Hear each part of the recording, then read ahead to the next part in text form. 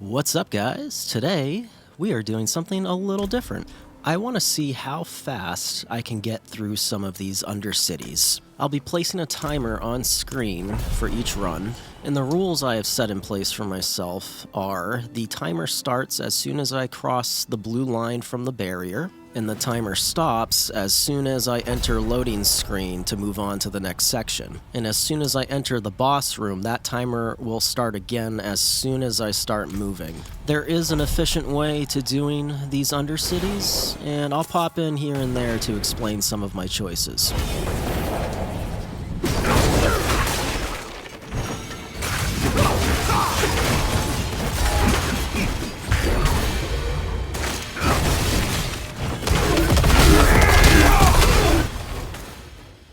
You'll notice as I'm moving along, I am skipping some of these mobs. Theoretically, you can skip all the mobs and just go for the spirit beacons, because the spirit beacons alone will give you all of the attunement you need for the maximum reward upgrades. You just need to be fast enough. And also make sure you're keeping an eye on the timer.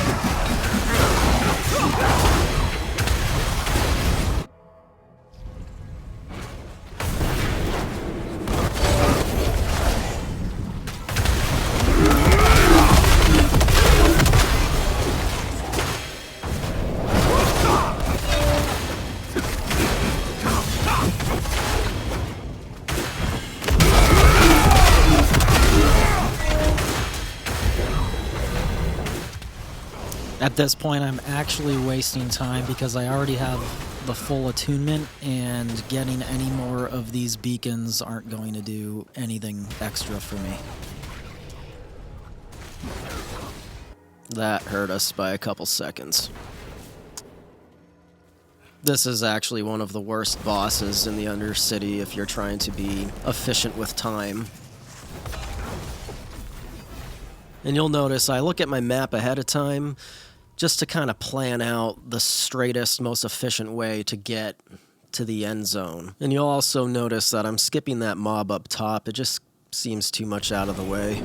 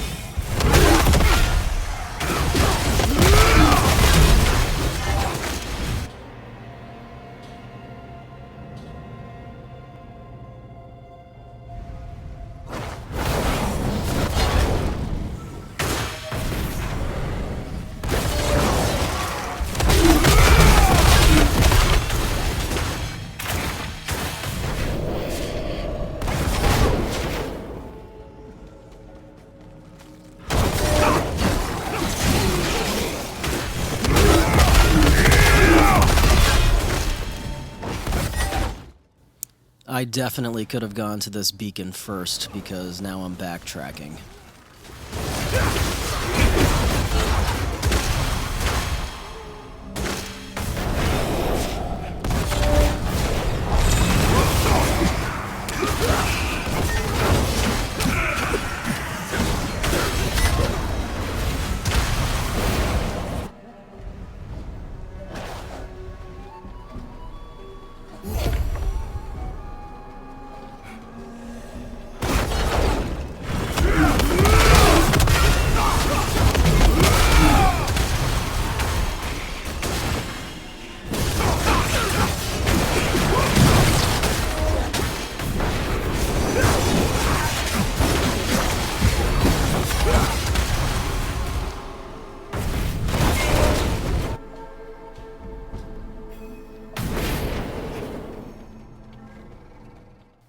This is also another one of those bosses that isn't good for time efficiency because you can kill this boss faster than her exit speech.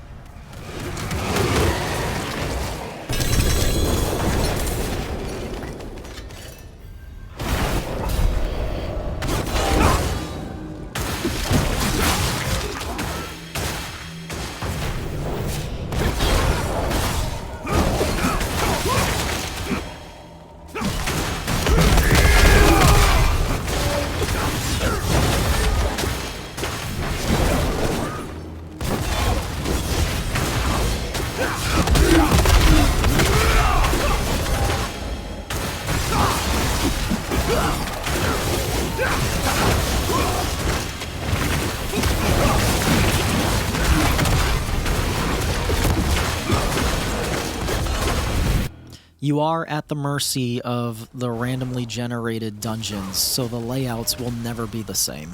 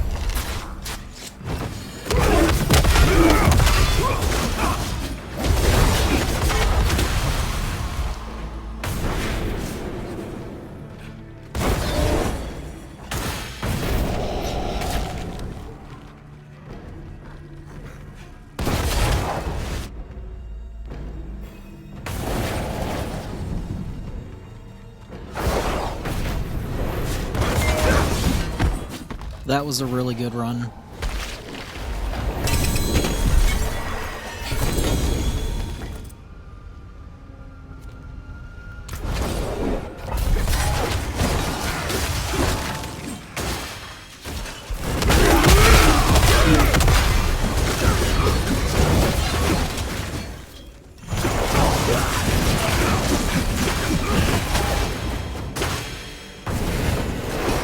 Just going to pause it here for a second because you'll notice on my mini map on the top right, that beacon that I was just at, that one is not completed, and it's not completed because this guy, you cannot attack them. The only way for them to disappear is to wait for them to blow themselves up. Only then will that previous beacon be completed. And this is something that I hope they change because there's been a few times where I've had to backtrack thinking I missed a beacon, but in reality, that enemy has not completed their animation.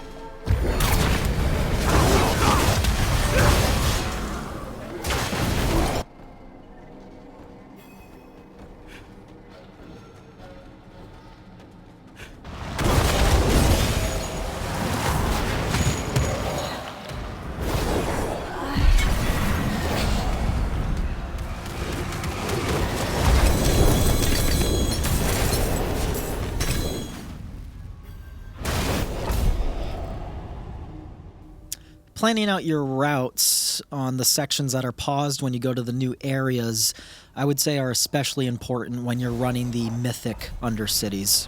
I have failed a couple of them because I was not paying attention to the time.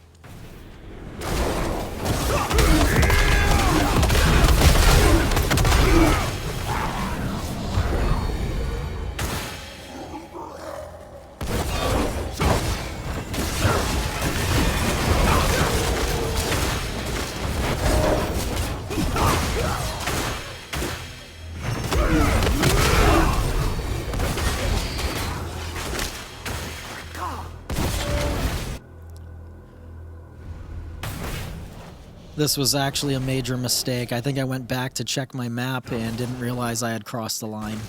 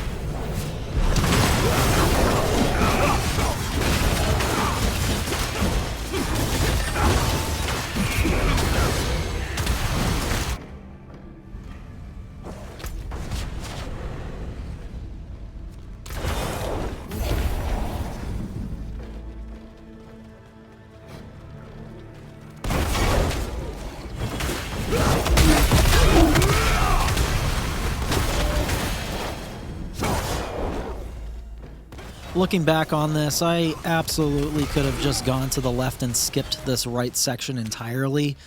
I probably wasn't paying attention to my attunement meter.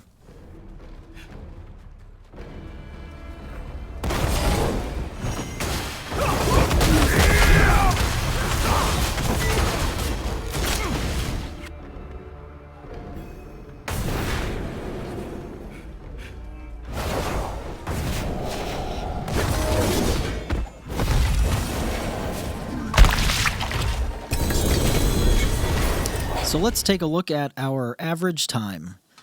That third run was definitely our fastest run, but that brings us to an average of 1 minute and 57 seconds. And I'm actually really glad that I did this because this is giving me a good idea of how much time I can expect to spend doing multiple Undercity runs, specifically for boss materials. And the Undercity runs for the boss materials actually give you a decent amount, so give or take maybe about 20 to 30 runs. I could probably do that within an hour based off of the average time I spent, you know, including exiting the dungeon, starting it back up again. And at least for me, doing the Undercity runs for boss materials have been the most efficient way to collect those materials. Now, if you have a friend that you play with, I can see you getting these Undercities done incredibly fast. The only thing is you can't activate more than one spirit beacon at a time. So I guess the most efficient way would be to have a dedicated person to be hitting the spirit beacons and another person to be taking down the mobs. For my next video, I'm going to be going over the Infernal Hordes. I normally play them solo, and I would say I average around 1,000 Aether by the end of each Infernal Horde. I've slowly been finding my rhythm with how often I want to upload, and I'm thinking it's probably about once per week.